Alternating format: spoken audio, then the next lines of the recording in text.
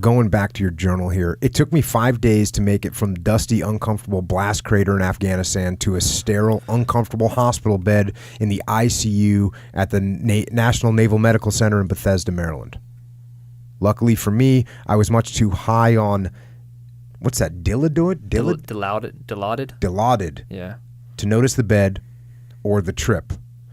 My amputations had started out below the knee, but somewhere during the 3 hospital stops along the way, the need rose for the remaining portions below my knees to be taken off. A lot of the time, this is due to infections that are picked up from the dirt in Afghanistan, or maybe there wasn't much that existed below the knees to make keeping them viable. On the bright side, however, the stumps that were remaining were of a significant length for an above-knee amputation. I was left with the entire femur on my left leg and only a few inches shy on my right leg. I found it funny that throughout my entire hospital stay, the remainder of my legs were always referred to as stumps by the medical staff. I had expected a more elegant term, considering the fact that this was a hospital. At the same time, however, I enjoyed the casual nature of the word stump and even considered naming them at one point. Later, when perusing my medical records, I found the elegant term I had been looking for, residual limb. Along with the major injuries I sustained, I also had a few minor injuries. I use the term minor loosely here, seeing as how these minor injuries would be considered major if they weren't sustained in tandem with the severing of one's lower legs. Starting from the lower portions first, I lost a portion of the muscles making up the inner part of my right thigh. In order to close that wound, I would require a skin graft taken from the skin of my left thigh. My buttocks sustained several large wounds from shrapnel, some close to the sphincter, but mostly in the more meaty parts. That was okay, though. I have always had an extra butt muscle to go around. The close proximity of these wounds to the working parts of the digestive system resulted in the doctors diverting my intestines to a colostomy bag that came through my abdominal area. The reason for doing this wasn't because of any damage to the intestines, but because the doctors wanted to make sure that the large wounds on my butt didn't get infected.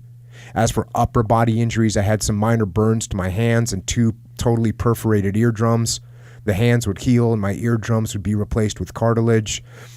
I consider myself extremely lucky that I still have all 10 fingers in perfect working condition, my eyes, and most significantly, a brain that made it through the blast with only a grade 3 concussion and no residual traumatic brain injuries. While I may face hardships and have some sort of discomfort constantly throughout the day as a result of wearing prosthetics, at least it doesn't hurt. I don't have constant pain. Constant pain is a much more harrowing plight than mine, and I can't imagine how hard it is to withstand. I spent my first week at Bethesda in the intensive care unit. I had a tube down my throat, 1 tube going into my arm, a breathing tube in my nose, a catheter, pads monitoring my heart rate, an epidural in my lower spine, and a wire for my pain button. Both my hands were wrapped in gauze for my burns. My legs were also wrapped in gauze, along with having wound vac machines attached them to suck out excess fluids leaking from my wounds. My rear end had a pad of gauze for the wounds there. The incision down the center of my abs used for my colostomy had been stapled back together, and the bottom parts of my stumps where the skin was reconnected were stitched together.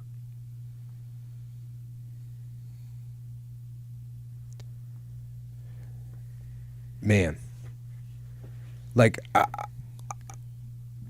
it's just piling all that other stuff onto, and just like you said, you lost your legs and you're like, oh, that's pretty much what a guy like me, yeah. I focus, oh, he lost his legs, obviously freaking horrible.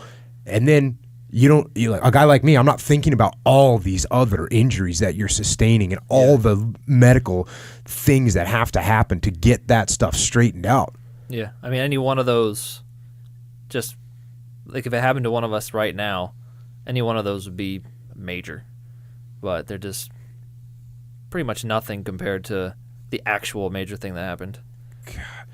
And you're just, so are you just drugged up at this point? Yeah. For that first week, I mean, yeah, just dilaudid haze, hallucinations and that kind of thing, and surgeries.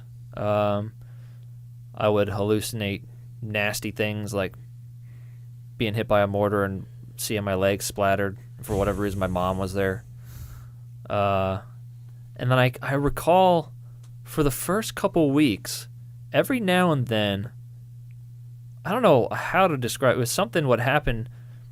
You felt explosions before, and there's kind of that when the shock wave goes through you and you kind of feel your brain kind of jar a little bit. Mm-hmm. I would kind of feel that, and then for a split second, I would kind of, it would be like I was getting hit by an explosion for a split second, like that. And I'd be like, did I just pass out or something? And be like, no. I was like, what is that? So, but that, you know, that Like some kind of away. like mental aftershocks or something. Yeah, I don't know what it was. I asked the doctors about it. They said, well, I don't know what that is, but luckily it went away. And after, maybe it had something to do with the drugs. I don't know, but yeah, but you know, eventually you get used to that. Your body kind of gets adapted to it, and you get your senses back. And it's hard to look at a computer screen for the first couple weeks still, but eventually I would see ants crawling on me. But yeah, you know, so eventually all that kind of goes away, and you're just stuck with your little button for pain. I remember you can only hit it'll only let you hit it every 3, 4, or 5 minutes or something like that. And they would come in during the first little bit, and they would say, you know, you can only hit that thing like 12 times in a minute, right? I say, yeah. And then they say, well, you hit it about 110 times in the last hour. Yeah. And I'm like, well, I'd be kind of like falling asleep, and then I'd hit it and be like, oh, make sure I got that hit. So I just hit it again. And so, yeah. And then, but eventually kind of get used to it, and then pain starts to go away. I'm sitting here thinking about, like, I've been hospitalized a couple times for a couple different surgeries, and what a complete pussy I was, you know? And they're like, oh, this hurts. You know, and I you know, this is to, you know, repair something. Like, I had a hernia operation. Right. I had a neck surgery. Like, these are planned operations. Yeah. The openings in my body were made by a highly skilled surgeon, you know. And I'm in there like, oh, this sucks so bad. And I mean, like, what you have is like 1,000 times worse. And it's hard to even imagine. And then on top of this, I'm going back to the journal here. To top it all off, I had my pirate hat on my head. I was practically being held together by duct tape like an old dilapidated chair you're trying to get one more good year out of. What's up with the pirate hat? Well, so you're not supposed to wake up when you go through Germany. So basically, you go from site of injury to Camp Leatherneck to Bagram Air Force Base to Landstuhl, Germany to Bethesda, Maryland for Marines, and then you just go straight to Walter Reed for anybody else. Marines and sailors go to Bethesda. And so, for whatever reason, I wake up in Germany for, I don't know, 15, 20 minutes. And my squad leader was there. He was there for something else. I don't remember what he was there for. But, so he was there. And I go, hey, and he kind of told me what happened and that kind of thing. And I couldn't help but think, even though I was super drugged up, it was like, my mom is she's going to be sad. And so all I could think of, I'm always trying to crack a joke or whatever, so I was like, see if you can find a funny hat for me to wear when and he couldn't find one. Right, they're not going to have funny hats in a hospital. It's a serious place. So he went and looked, I guess. Maybe he just went outside the room. I couldn't find one. He didn't go to the funny hat store. Bagram has a lot of things, or Germany has a lot of things, but maybe not a funny hat store. So couldn't find one. I get to Bethesda, and when you get to the hospital, they pick you up from wherever they fly you into in these big, like basically semi-tractor trailer ambulances, and they alert the hospital, we're coming, we're going to be there at 2 p.m., and all the doctors come down and they rush you in and do what you need to do. And so a lot of the times that's where families will see their servicemen when they first get back, when they're unloading them, and they give them kind of, 15, 20 seconds to, hey, good to see you, and then they take you off. And I don't know how it happened, but I'm rolling down the thing, and there's my mom. She has this pirate hat in her hand. Like, I don't know if somehow they got word back to her. You still don't know? That, you don't know her? No, I haven't. I think somebody else brought it. Uh-huh. I don't think she brought it, but I don't know why they would have brought me a pirate hat. Unless somebody had found out that I had asked for a stupid hat or something. Because I've never been known to wear, pirate hats or stupid hats before. So there's my mom with a stupid hat. And then, so it kind of became a theme. Like, people would bring me a stupid hat when they came and visited me. So I had a big bag of them eventually. But so, I guess what happened, I hope it kind of helped ease the pain a little bit for my mom in that initial meeting. Maybe a little bit, but I don't know. So then you spend, how long are you in like ICU for, where they're trying to get you more stabilized? I was probably there for about a week, and then you move up to the 5th floor of the hospital, which is kind of where they put all the amputees. And there were actually 3 Joneses there at the time, so the nurses had to be very careful. And on top of that, I'm Jones RR, first 2 initials. My buddy who got hit maybe an hour before me, his name is Jones DD. And then the 3rd Jones was Jones JJ. Dang. So they had to be on it yeah. with checking what medications are going to who. Eesh. But yeah, so then you go up to the 5th floor, and that's kind of where you start to become lucid, and that's where physical therapists start to come in, and that's where once you're kind of ready, like you start just lifting a leg 10 times. Just lift your stump 10 times. And you described that in your journal. It was like exhausting for you to do that. And it hurt. And what's making it? Is it because you've been laying there for so long? Is it because it's a movement that you haven't been able to do in a while? Or is it just know. All of the above? I would imagine a lot of that stuff down there is just swollen and painful. I think that's probably what it would be. And so, it hurts so bad just to even move it at all. And so they start with that, and then eventually you get in your wheelchair, and it takes about 10 minutes for you to get into your wheelchair, and it takes about 4 people to get you into your wheelchair, because you're just like sliding off and you're just so sore.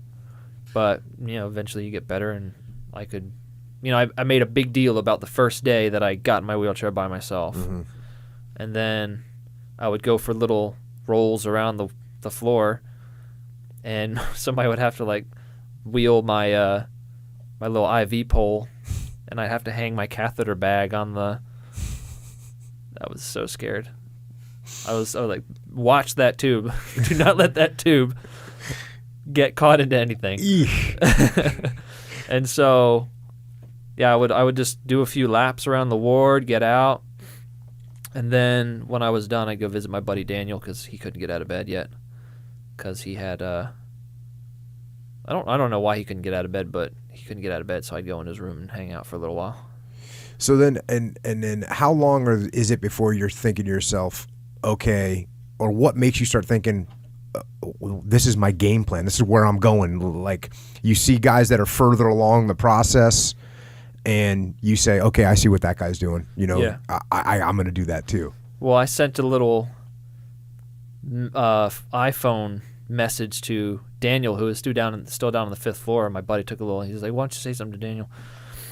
And so I said, "Listen, first step, make a workout program to get back to where we were before, to get on our feet again." So it was immediate. I was like, "We are going to just work out, and we're going to get better." And so they don't do a whole lot of prosthetics at Bethesda. Well, they do now, but they didn't back then. And so the nurses would kind of have a general idea of how the prosthetic stuff went, and the physical therapist would know.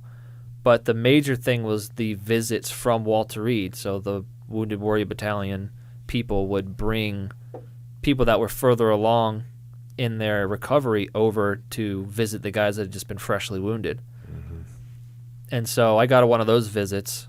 I don't remember there being a double above the knee amputee that came to see me that was in legs yet.